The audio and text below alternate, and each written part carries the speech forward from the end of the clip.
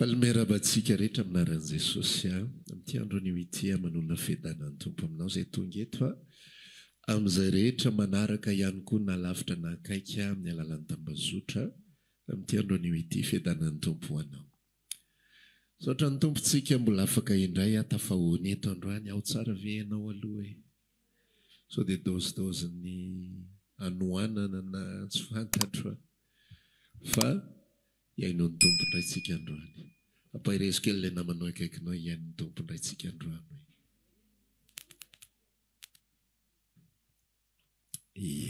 Manana sakafo anao izy anio fa ny sakafo aranao fa sakafo aranao fa azo hohanina na tsy ao ary ny loha na tsy concentré ary. Efa lany ilay izy vao izy ninana sakafoko teo. Ianao ihany ninana azy fa tsy ao ny lohanao dia lany niditra kibo fotsiny. Fa sakafom-panahy ozy izy saotra masina milazany amin'ny eo abolana hoe atonga lany ny sofinao ozy izy iain'ny filazako. Ahoana tsara ozy izy atonga lany ny sofinao iain'ny filazako.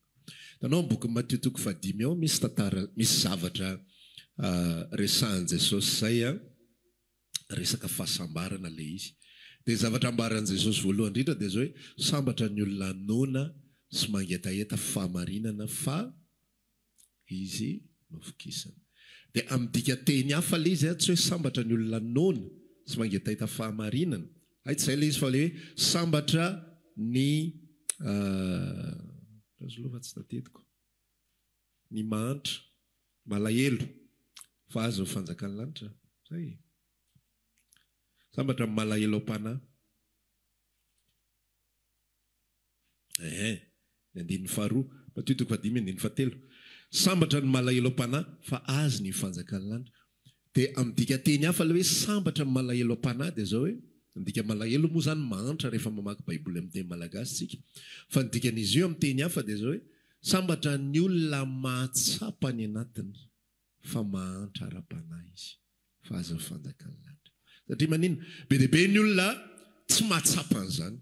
Ny ankamaroan'ny olona tsy mahatsapa an'izany.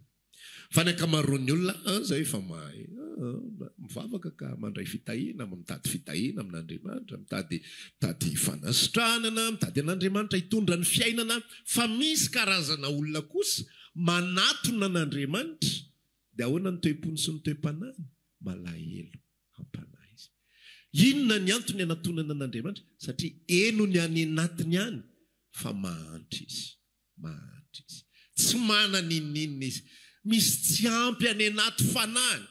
Retsy hafa iretsy manatona satria matsiaro izy. Misy tsy ampy ao amin'ny vatany. Misy tsy ampy volany.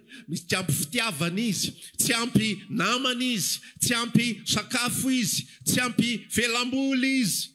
Misy olona tonga any am-piangonana felam-boly ny alehany ihany ka. Fiangonana amin'izao zavatra be dia be manome spectacle. Andovola ro ataoko mainka fa gratos dao. Miaraka daholo tonga dia olona 5 tsisy mandony inina fa rakitra arizato dia vita. Mahita spectacle isan-kerinandro. Fa ozy izy Jesosy ny olona sambatra kosa dia ny olona izay mahatsapa ny anatiny fa manana besoin spirituel izy. Misy filapana, misy nona. Izay ilay nona sy mangetaheta fahamarinana dia hofokisana izy. Dia misy manantena fa ianao izay olona izay. Raha tsy ianao izay olona izay, ianao niditra teto iny mino fa mba nanova sainao izay hoe za koa Jesosy kaiky. Ao anatin'izay. Ary makisotra masina sika Matthieu 5:20 raha ohatra ny sokafanao baibolinao teo amin'ny 5 teo dia mamadika kely fotsiny ianao dia amin'ny 12 no hojerentsika anio. Matthieu 5:20 no andeha ho vakitsika. Dia andeha ho vakitsika ny 7:30 ka hatreo amin'ny 5:30. Matthieu 5:20 7:30 ka hatramin'ny 5:30. Toy izao ny vaky ny teny amin'ny anaran'i Jesosy tompontsika. Koa ataovy tsara ny azo mba amin'ny voany, na ataovy ratsy ny azo mba amin'ny voany. Fa ny voany no ahafantarana ny azo. ry taranaky menarana ataonareo zay ratsy fanahoana no fahay miteny zavatra tsara fa avy amin'ny abeniny ao am-po no itenenan'ny vava ny rakitra tsara no amoahan'ny olona tsara fana zavatra tsara ary ny rakitra ratsy kosa no amoahan'ny olona ratsy fana zavatra ratsy. Amen. Io teny no ifampizarantsika anio. Ny teboka voalohany tiako zaraina aminao indrindra rehefa mamaky baiboly ianao, mamaky tantara, mamaky filazantsara, Matthieu, Marc, Luc, John, dia mila hay tsara ny mamaky, mila mafantatra hoe iza no antefan'le afatra, iza no iresahany aloha, iza io tiany Jesosy ambara sy resahany io. Efa niresaka ako ndre mandeha ny Matthieu 7:7 aza mitsara mba tsy ho tsaraina. Rehefa miresaka zany Jesosy dia fariseo ny resahany zany, ahoana moa ny soranao, ahoana ny teneninao amin'ny rahalanao, mba esoriko ny sombikazo eo amin'ny masonao nefa misy andry be eo amin'ny masonao. Dia zay ny tenenan Jesosy any, satria fariseo dia jamba ianareo izy, fariseo jamba mitarika jamba ao anaty baiboly zany. Dia atao anatin'ity afatra ity ihany koa dia mitovy foana le izy.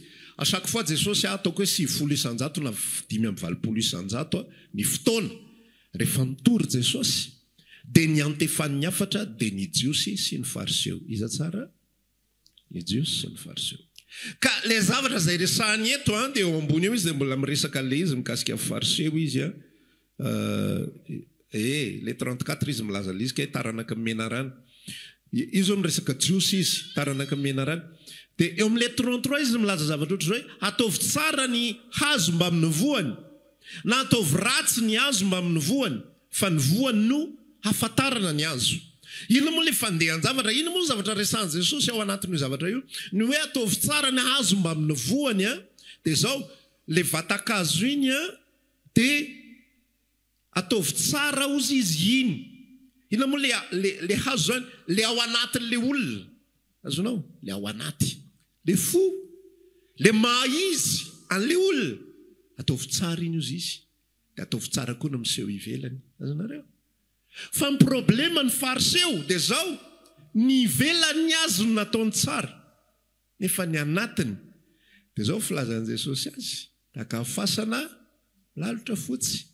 Ny ivelany fotsifotsy madio tsara, ny anatiny feno rombaka sy taolany maty. Dia ino moa le zavatra mitranga zany? Le ao anatin'le fariseo dia ratsy, ny ao anatin'le fariseo fitiavan-tena, ny ao anatin'le fariseo fitiavam-bola, ny ao anatin'le fariseo fitadiavana laza, fitadiavana dera, ka na dia manao fihetsika tsara ry izy ety ivelany ety, dia misy tanjona izy ao anatiny ao, te ampiseho, mampirantiranty ny filakterany io. Zay zao fomba filazan'i Jesosy anazy.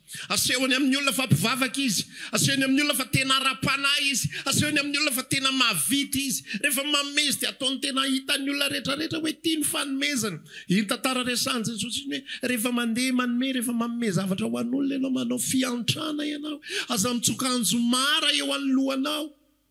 Io moa zany endrika anankiray tamin'ny andro zay nisy iny, fa amin'ny andro ankehitriny iainantsika izao dia aza manao publicité, aza seho vahoaka hoe io afananao zavatra. Fa ny fariseo sy ny Israely tamin'izany fotoana zany dia ohatran'izay ny fiainandry zareo, ny ivelany mirantiranty tsara tare mety, ny fomba fiteny motina tsara, ny fomba firesaka tsy misy latsaka na dia kely ary, kanefa ny ao anaty toe-po tsy ankasitrahana, toe-panaty tsy ankasitrahana. Ozy izy Jesosy ny resaka, dia nareo dia resaka apafolo karena, tsy negligenareo ny apafolo solila, ny apafolo ny komina, ny apafolo ny aneta tanterahanareo amin'ny atsaka sy andavany. Fa ny zava-dehibe amin'ny lalàna dia ny rariny, ny famondrapo ary ny fitsarana nataonareo tsinitsininy. Nefa reo telo reo le any anaty. Tsy miantra olona amin'ny fariseo, masika man'olona amin'ny fariseo, tsy mamindra fo ny fariseo. Zay aloha le sary zany mivantana ateo amin'ity Matthieu 7:10 andiny 7:13 ity.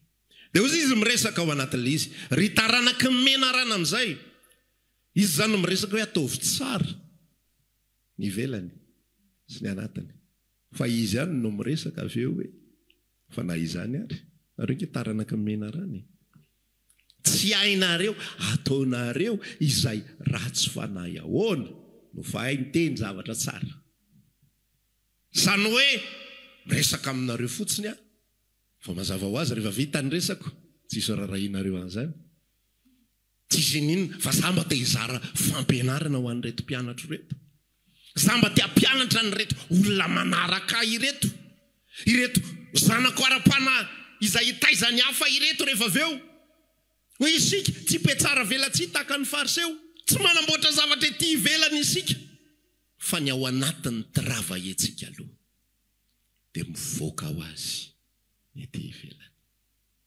ireto olona ireto dia taranaky ny mena rano any am-bokyny Jaona any Jaona dia milaza hoe izay rehetra manota dia avy amin'ny devoly ny tipoka voalohany zany raha iresaka amin'izay tsika satria ny titra n'ilay afatra dia zao hoe rakitra tsara inona tsara rakitra tsara raha iresaka amin'izay tsika ny votoatiny ity afatra ity ny hevi-tehibe ao anatin'io Matio 4:20 io izay miresaka mikasika ny rakitra tsara sy ny rakitra ratsy dia zao ny zavatra tiako zarena aminao anatin'ilay izy raha miteny Jesosy ity ry taranaky ny mena rano ny Israely le resahany aloha taranaky ny devoly fa ny famarinana général amin'ny ankapobeny satria Israely ny hitany teo fa tsisy jetilisa hitany teo fa ny famarinana général amin'ny ankapobeny dia taranaka mena rano avokoa ny taranak'olombelona rehetra satria maninona zay manota dia avy amin'ny devoly satria ny devoly nanota hatramin'ny voalohany ary zao ny aviany zanak'Andriamanitra dia ny andrava ny asan'ny devoly amin'ny vanim-potoana anankiray ny olona raha mbola tsy miditra amin'ny fahateram-bo vao ao amin'ny Kristy raha mbola tsy tonga ao amin'ilay mpandrava ny asan'ny devoly misy asa misy semence du diable voan'ny devoly nambolena ao anatiny raha olombelona ny olombelona ny fakahita toetra hoe ianona ratsy ianona tsara ianona mahafinaritra ianona mahasosotra ianona masika ianona manao zao ohatran'izao ny fomba fisehoany ivelany ny olombelona no mitsara amin'izay endrika izay fa Andriamanitra tsy mahita fa tsy zavatra roa taranaka mena rano sy taranaka zanak'Andriamanitra Andriamanitra tsy mahita fa tsy ny hoe ilay taranaka mena rano lay avy amin'ny devoly sy ilay efa noravana ny asan'ny devoly ao anatiny ka ny tepoka voalohany ao anatiny ity resaka ity tsy afaka ny anana rakitra tsara isika raha tsy tonga ao anatitsika aloha lay nandrava n'ilay rakitra ratsy zay novolena tao anatitsika azonao ohatra eo rehefa tsy safidiny hoe ho mpanota tsy mivoaka ankibon-drenitsika isika dia manao fifidianana sy fitsapakevim-bahoaka hoe iza no hiditra ho mpanota tsy safidy zany fa ozy izy Paoly na dia tianao tsara zany tsy tsara zay tiako no ataoko anratsy zay tsy tiako ary raha ratsy zay tsy tiako no ataoko dia tsy zany manao azy fa ny ota izay mitoetra ao anatiko misy rakitra ratsy ao anatiny raha olombelona misy rakitra ratsy za mahatonga ny olombelona na tianao zavatra tsara ary na fantan'izao raha hoe tsy mety ny ataony dia manapa-kevitra izy noho ny amin'ny hafanam-po hoe tsy hanao an'io tsony iova manomboka androany sotra n'Andriamanitra rehefa volana jolay tsika sao tsisy milokaloka tsony fa rehefa volana janoary tena samy mamoaka ny azy avy reto avy ny zavatra ho atao ity avy no tanterahiko anao an'izao aho manomboka izao mba hiezaka ohatra tia mba ohatra fa misy rakitra ratsy any anatiny raha olombelona izy tia hamoaka zavatra tsara azonareo le izy tia hamoaka zavatra tsara izy tia no afficheny eto amin'ny écran le zavatra tsara nefa le ao anaty ratsy dia na mamoaka zavatra tsara ry izy dia fetsarambela tsy no mivoaka tezitra fa amboarina fotsiny le endrika eny raha ny tena le fahatezeranao anaty tena ataoko mivoaka daholo ny teny tsy fantatra rehetrarehetra le teny tsy fantatra zao tontolo zao fa tsy le doskorosososy fa tena le teniny zao tontolo zao tianao avoaka daholo fa tazomina le izy dia mody ampiseho ny endrika tsikitsiky. Mody ampiseho ny endrika na dia marikivy ary ny any anaty any te hitrotra hiteny zavatra hafahafa amboarina ny ety ivelany. Hozy Jesosy hoe ratsy ny ao anaty, ratsy fanahy, ratsy amin'ny tapany faharoa sady amin'ny afatritsika androany. Misy rakitra efa napetraka ny tompo ao anaty ao. Zao ny tenin'ny Paoly, matoky aho izy fa ilay nanomboka asa tsara tao anatinareo. Naninona hono izy? Nanomboka. Tsy hoe navita, azonao ilay izy. Indray mantsitsika noho ny amin'ny tsy fahafantarantsika sy tsy fahazoantsika sotra masina dia veritsika hoe tonga dia tsara ianao. Fa nanomboka asa tsara izy ao anatinao. Misy deparana zavatra tsara napetraka ao anatiny zanak'Andriamanitra nateraka indray. Manomboka misy zavatra tsara novolena amin'izay. Tsy tonga dia tsara daholy, fa misy zavatra tsara, misy fototra tsara, misy tany tsara hozy izy Matthieu 7:10. Io tany tsara io hozy izy ilay Matthieu 7:10 dia mila fafazana vo. Mba haniry vo tsara amin'izay izy. Raha miresakitsika hoe rakitra tsara amin'ny teny frantsay sy amin'ny teny anglisy, dika le rakitra treasure, trésor, zavatra sarobidy. Fa magaga fa amin'ny fomba firesany azy eo dia hoe rakitra tsara sy rakitra ratsy, dia amin'ny teny frantsay ihany koa izy dia bon trésor, mauvais trésor, zany hoe trésor daholo, zavatra sarobidy. Ndika le hoe trésor mantsy zavatra ifikirana, zavatra tazomina, zavatra kolokolena, zavatra amboarina, zavatra tondrana, zavatra atao izay ampatonga azy mety tsara. Manana an'izany ny olona ao anatiny tsiraray avy. Fa eo amin'izay rehefa nateraka indray amin'izay isika, manomboka misy zavatra tsara ao anatintsika, mba hahatonga antsika amoa amin'izay. 35 rakitra tsara no amoahan'ny olona tsara fanahy zavatra tsara. Mba hampatonga amin'izay antsika amoaka zavatra tsara dia mila kolokolena. Dia hoe zany kolokolena? Kolokoloina. Mila kolokoloina amin'izay. Ary izay mampatonga izy nanomboka asa tsara Kristy. Dia hozy izy Paoly miresaka mpiara-miasa amin'Andriamanitra izahay hampatonga n'iny asa tsara iny tsy mijanona eo amin'ny fanombohana. Amen. Fa mitombo isan'andro. Dia mamoaka ilay rakitra tsara avy any aminao amin'izay ianao. Misy toetra be dia be raha lasa nabavy volena ao anatsika. Toetra tsara. Amen. Baiboly miteny azany. Zao nambarany sotra masina ohatra amin'ny Timoty 1, Timoty 2:1-7.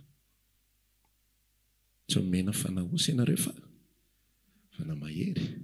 Fitiavana tenako famonona ny tena. Efa zavatra telo lehibe tsara be ireo. Misy an'ireo rakitra ireo ao anatintsika. Fa tsy mivoaka ireo.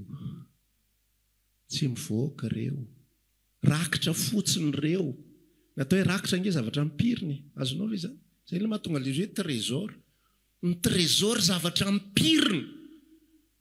Fa rehefa mihetsika ilay olona amoa azy, rehefa mihetsika ilay olona amoaka azy, zay vao azonao ampiasaina iny, zay vao azonao amidy, zay vao azonao hivitanana zavatra, zay vao azonao anamboarana trano raha ohatra te hanamboatra trano ianao, hivitanana fiara raha te hividy fiara ianao, sy ny sisa. Fa raha ajanonao ao fotsiny iny, ho trésor fotsiny, ho rakitra fotsiny. Ny azonareo anazy dia ireo mpania anankiroa ireo. Manao rakitra tsika dia andao ajanonao hoe jerena raha mahazo synthétiseur. Fa raha mbola mijanonao io tsisy ninona azonao atao. Dia manan-karena tsy manana ninina tsika. Mampimebe ilay anarany manan-karena tsy manana ninina. Mpanan-karena tsy manana ninina. Efa nomeny ny herin'Andriamanitra tsika ny zavatra rehetrarehetra. Hozy ilay Timoteo, ina moa le ao amin'i Jesosy Kristy misy hery, fanamahery fitiavana fahonona tena. Fa rehefa tsy misy etsika avy amintsika amoahana n'io zavatra io dia mijanona ho rakitra tsara ao anaty. Fa hozy izy ilay sotra masina milaza rakitra tsara avy ao am-pon'ny olona no amoahana zavatra tsara. Zao tontolo izao na tenenina ary amin'ny alalan'ny positivisme fa izy mahery indrindra dia reraka ihany izy. Fa isika rehefa amin'ny alalan'ny soratra masina, amin'ny alalan'ny tenin'ny Kristy, iny miaktivé an'ilay rakitra tsara ny anatintsika. Azonao? Iny no miaktivé ny rakitra tsara. Ny hetsika ara-panahy ataontsika, iny ny lakile mamoa an'ilay rakitra tsara avy ao anatintsika. Ny vavaka izay ataontsika, izany mahatonga antsika manana fitaizam-panahy. Ary ianao tokony hanana fizorana vavolombelona rehefa olona tonga matetika amin'ny alala fitaom-bavaka sy amin'ny alala fitaizam-panahy hoe tena namoaka rakitra tsara avy tao anatiko ilay izy pastera. Fa raha ohatra tsisy ninona mivoaka, metra-panontaniana, hoe sao dia pokaty ary ilay izy. Sao dia boaty fotsiny no azoko. Fa tsisy ninona tao anatiny, na mbola rakitra ratsy ihany. Fa rehefa nateraka indray marina ny olona, dia novain'i Kristy ho rakitra tsara, ny rakitra ratsy ao anatiny. Ary amin'ny alalan'ny fitaizam-panahy itsika amin'izay, amin'ny alalan'ny fisotrotsika ny tenin'Andriamanitra, ny fihinanantsika ny fanambaran'Andriamanitra, dia mivoaka ny rakitra tsara avy ao am-pontsika. Dia erahantsika mahita ilay izy, ianao mahita, ary ny olona manodidina ihany koa mahita. Amen. Fa na manana rakitra tsara ary sika ao anatintsika, na manana trésor araozitsika, trésor be dia be ny nomen'Andriamanitra tsika ao anaty ao. Trésor be dia be. Anisan'izany koa fanambarana sotra masina ny Petera 2:1-7, efa nomen'Andriamanitra tsika ny toe-panahy rehetra araka an'Andriamanitra. Tsy heritina tsony zany. Raha miresaka ny tenin'Andriamanitra hoe faharetana, efa ao anaty, efa rakitra ao anatiny izany. Azonao ilay izy? Tsy angatahana zany hoe faharetana tompo, fa sokafana fotsiny dia raisina, satria efa ao anaty ilay izy. Zany mahatonga antsika tsy miantsoantso fanahy masina hoe midina, avy, ataovy izao, efa ao izany. Efa rakitra tsara ao anatintsika izany. Rakitra tsara vao am-pon'ny olona, ny andrasana amintsika amin'izay, hamoaka ilay izy amin'izay. Misy hery nomena ao anaty ao, amin'ny alalan'ny vavaka, amin'ny alalan'ny fiainoana, amin'ny alalan'ny fifankazarana amin'Andriamanitra. Misy zavatra mivoaka ao anatintsika, eny amin'ny endritsika eny. Misy fitiavana mivoaka eny amin'ny endritsika eny. Mivoaka amin'ny vavantsika, izany ilay tenen'ny sotra masina ato hoe ataonareo fariseo ratsy fanahy ahoana no fiteny zavatra tsara. Ny rakitra ao anatinareo ratsy, na hiteny zavatra tsara ary ianareo, tsy mivoaka izany. Tsy mandresy lahatra izany, tsy heno ny amaminy, tsy heno ny tsirony.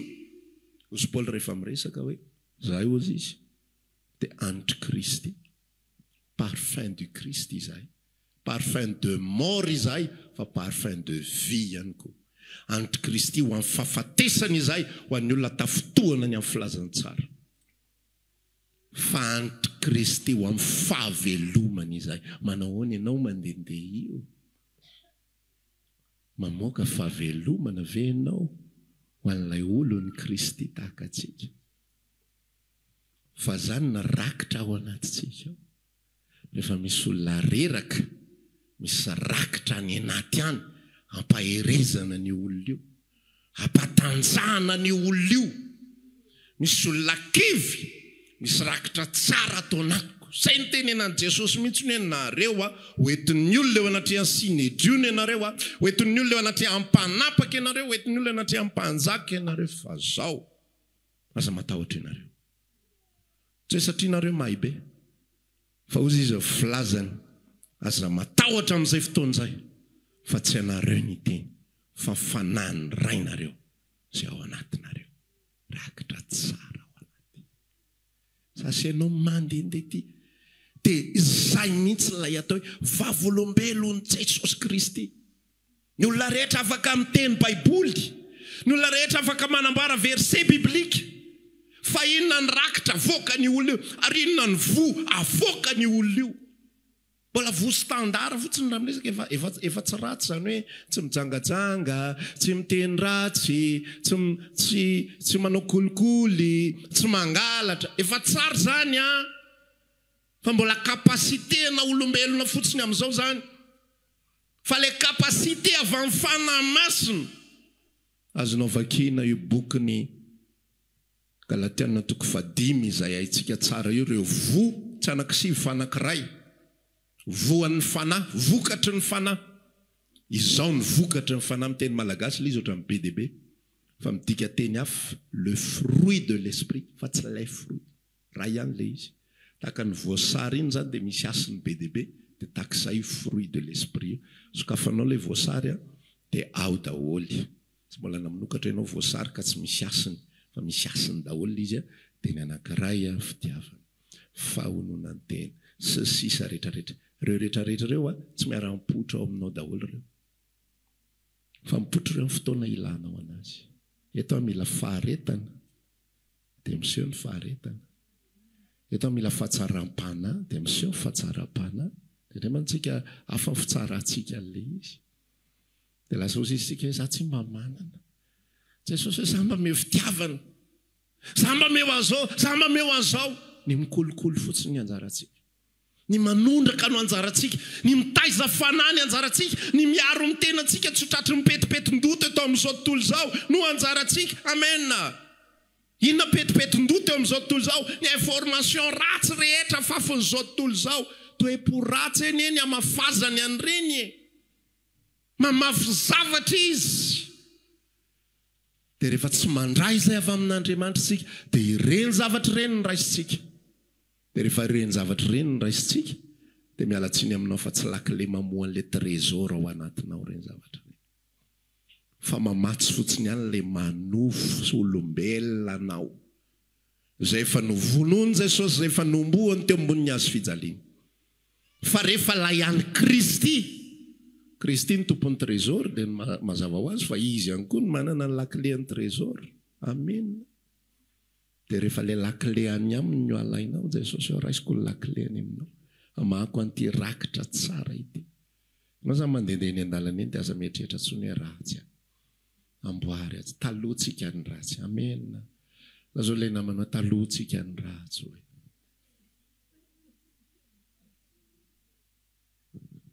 Misy tsy manaiky ratsy izy taloha.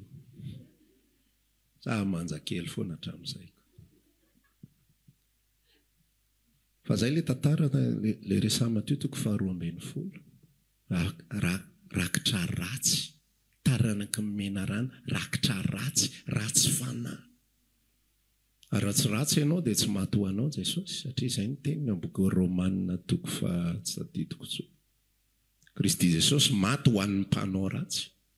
Tsy maty izy ho an'ny tsy mpanao ratsy, tsy maty izy ho an'ny tsaratsara, tsy maty izy ho an'ny hafa ihany koa mba tsy hanonako anarana hafa. Fa maty izy ho an'izay ratsy fanahy. Ka tamin'ilay position ratsy iny dia maty ho antsika Jesosy mba ho tonga inontsika? Mba ho tonga tsara isika. Dia rehefa tonga tsara ilay ao anaty dia anjarako indray ny manao investissement mba hivoahan'ilay tsara atao anatiko. Hoe ty ivelany azontsika ilay izy. Rehefa tsy manao investissement dia mijanona atao anatiko ilay rakitra tsara. Dia velombeloko azy eto amin'izao tontolo izao aho. Dia tonga ihany Jesosy fa tsy hitako izay vokatra tena hoe azo tsapahitanana eo amin'ny fiainako. Satria inona ny antony? Tsy nanao investissement ako. Tsy namafy ako. Tsy nitady an'ilay lakile ao amin'i Jesosy. Tsy nampiasa an'ilay lakile, ilay fanalahidy mamoa ny rakitra tsara ao anatiko aho. Dia nijanona tato anatiko ilay izy. Nefa ny antom-pisiko rehetra tokony ho aseho ety ivelany ity. Fa za zanak'Andriamanitra dia mitondra ny anitry Kristy. Za no vavolombelon'i Kristy. Isika ny Kristy izay mandehandeha, isam-piarahamonina, isam-pokotany. Misy Kristy mandehandeha any amin'ny fokotany manjakara ihany. Misy Kristy mandendeha ny fokotanin'Anjanahary ihany.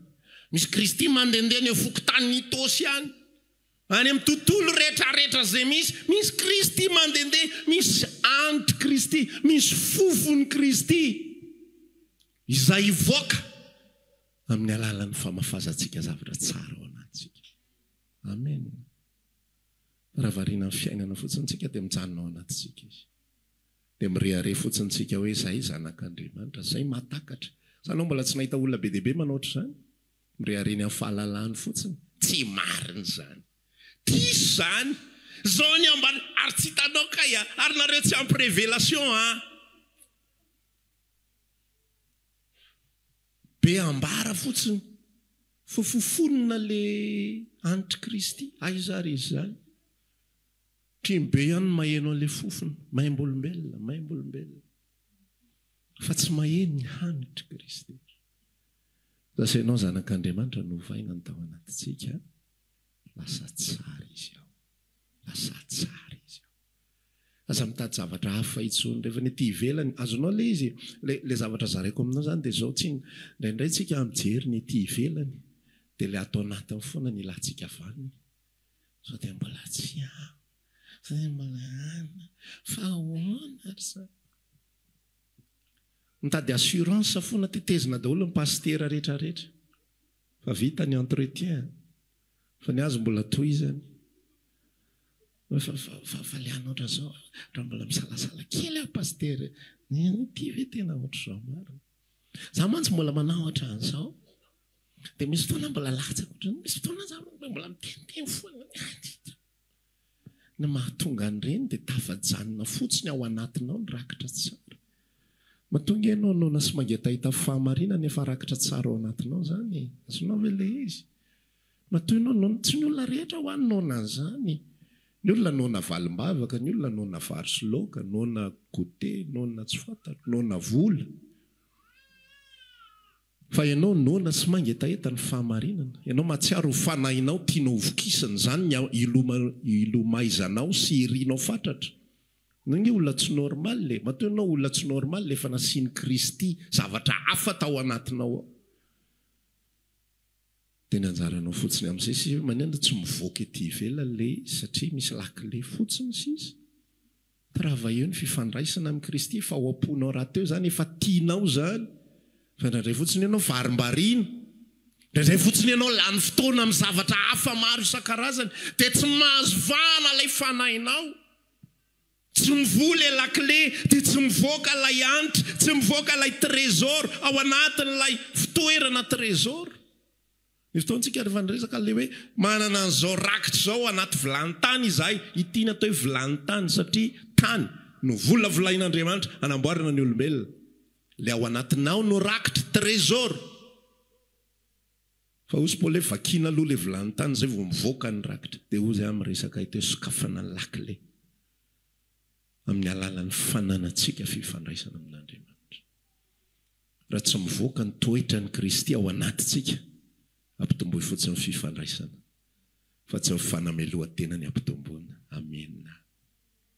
Tsy ho fanomezan-tsiny ny tena ny ampitomboana. Amen. Fa ny fifandraisana amin'ny Kristy. Izay fotsiny ihany. Makafy fotsiny ihany. Dia mandeha ho azy.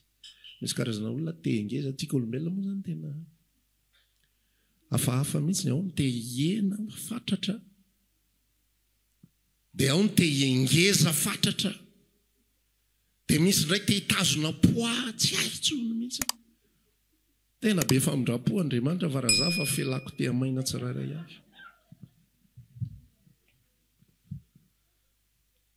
Fa misy amin'ireny olona ireny ny problema n'ireny olona izay mahitsy mety mengeza ireny.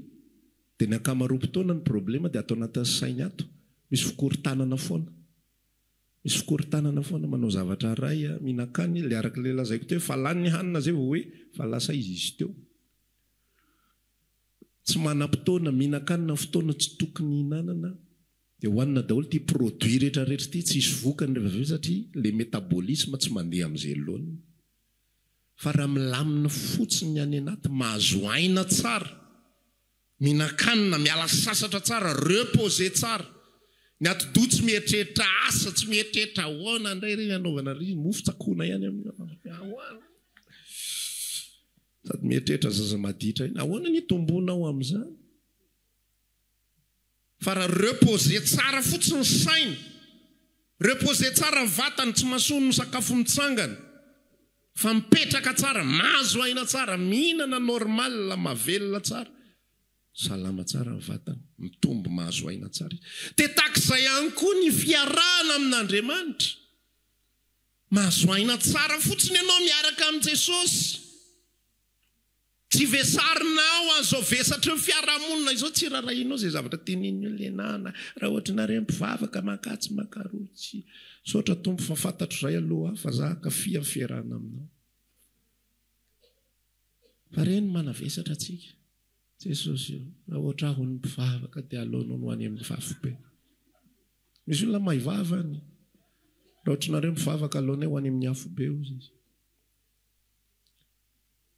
dia mavesatra ny anaty fa ny fiarahana amin'ny Kristy makafiany ianao ny fiarahana vavaketo ianao mangalafiany amen mandeha ny hira mangalafiany ny fahotanao any raha ny Kristy manaty io aza iny ny tarainana be fa mampiketro ny reny mampahantitra vetivety reny fantatrao mahatanora lalandava ny fiderana azy noho ny amin'ny fanadiovany fahotantsika ny fankasitrahana azy tsara ny mitomany ao tongotry ny tompo fa tsara lavitra ny mitomany midera azy noho ny mitomany vokatry ny zavatra nataonao sy ny zava-bitanao raha indray mandeha anao mitomany tsy maninona ataovy fa raha zay niverenanao isaky ny mihetsika tsy mahasalama fiainam-panahinao zany ary tsy mampivoaka ny anitry Kristy ilay trésor ao anatinao zany azonao ny afatra androny